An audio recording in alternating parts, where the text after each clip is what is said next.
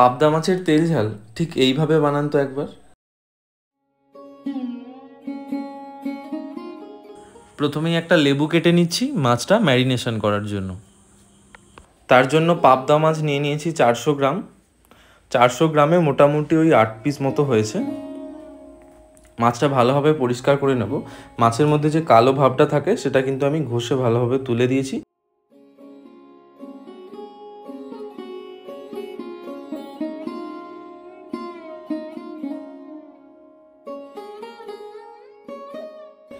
মাছ marination করার জন্য আমি কিন্তু 4টে জিনিস ব্যবহার করব, একটু মন দিয়ে দেখুন।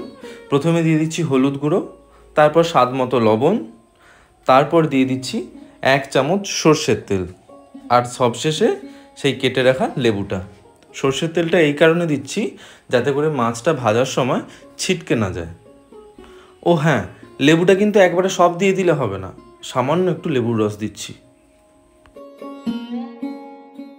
ম্যারিনেশন করা মাছটা স্ট্যান্ডিং পজিশনে আমি মোট আধ ঘন্টা রাখছি।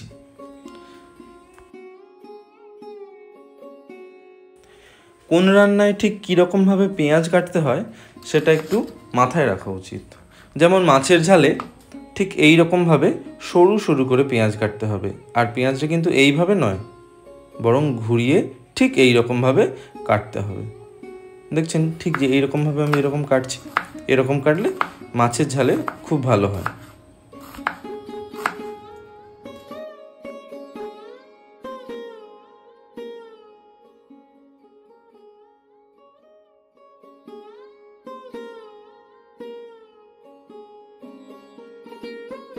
পেঁয়াজটা দেখছেন তো কেমন ফাইন করে কাটা হয়েছে, একদম সরু সরু করে।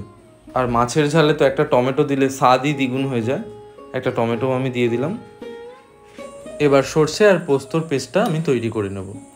তার জন্য নিয়ে নিতে হবে 2 চামচ কালো সর্ষে আর 2 চামচ পোস্ত। পোস্ত বা সর্ষে কাউকেই কিন্তু ভিজিয়ে রাখার কোনো দরকার নেই।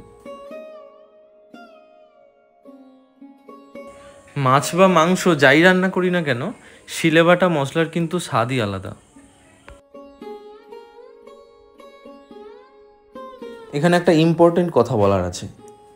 সর্ষেটা কিন্তু আমি একবারই বাটবো, মানে আমি এই যে এইভাবে রোলারটা চালাচ্ছি ঠিক এইভাবে একবারই বাটা হবে, ঘুরিয়ে আর দ্বিতীয়বার বাটবো না। এখন প্রশ্নটা হচ্ছে কেন বাটবো না? সর্ষের ঝাঁঝে যদি চোখ থেকে জল বার করতে হয় তাহলে কিন্তু ঠিক এইভাবেই বাটতে হবে। তার জন্য কিন্তু একটু ভালোভাবে প্রেসার দিয়ে বাটতে হবে, নাহলে গোটা গোটা রয়ে যাবে।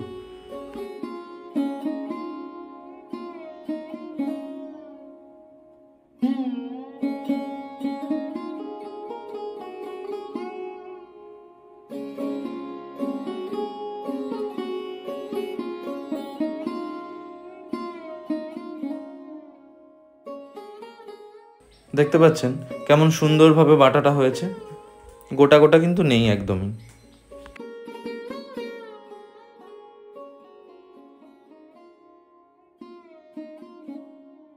এবার পোস্তটা আপনি আপনার ইচ্ছা মতো বাটতে পারেন, সর্ষেটাতেই নিয়ম, আর কিছু নেই।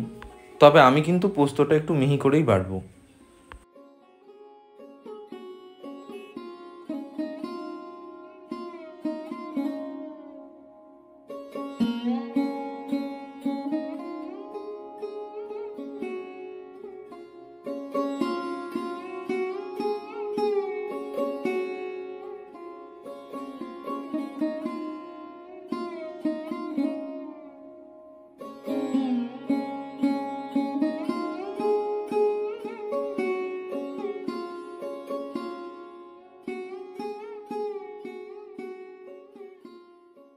ফ্রাই প্যান ভালোভাবে গরম করে তার মধ্যে দিয়ে দিচ্ছি সর্ষের তেল। সর্ষের তেলটা একটু বেশি করে দিতে হবে। তেলটা কিন্তু খুব ভালোভাবে গরম করতে হবে। ঠিক এই রকম ধোঁয়া ধোঁয়া যখন উঠে যাবে মাছগুলো ভালোভাবে ভেজে নেব। পাবদা মাছ যেহেতু একটু নরম মাছ, তাই ভাজাটা একটু ভালোভাবে করতে হবে।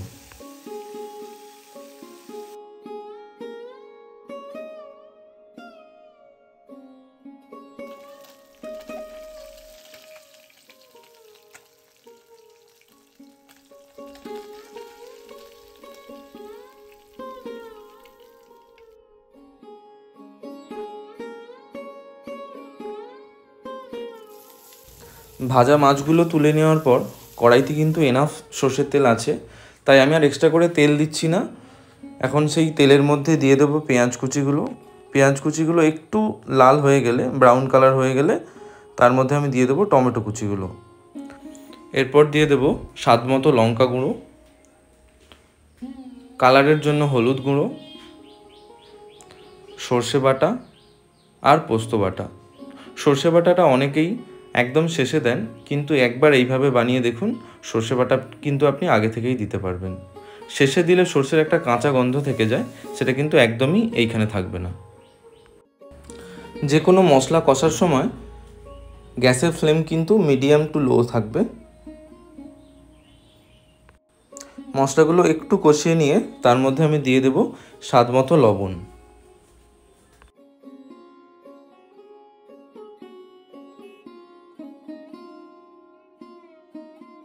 লবণটা দিয়ে একটু নেড়ে নিয়ে আমি পরিমাণ মতো জল দিয়ে দিচ্ছি।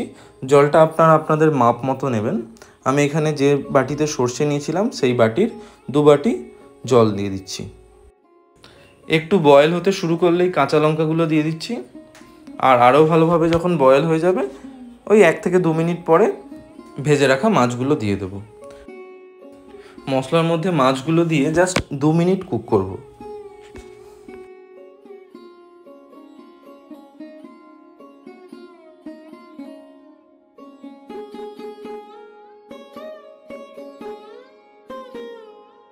পাবদা মাছের তেল ঝাল প্রায় রেডি হয়ে গেছে। এবার ধনেপাতা কুচানো ছড়িয়ে গ্যাসের ফ্লেমটা অফ করে দেব।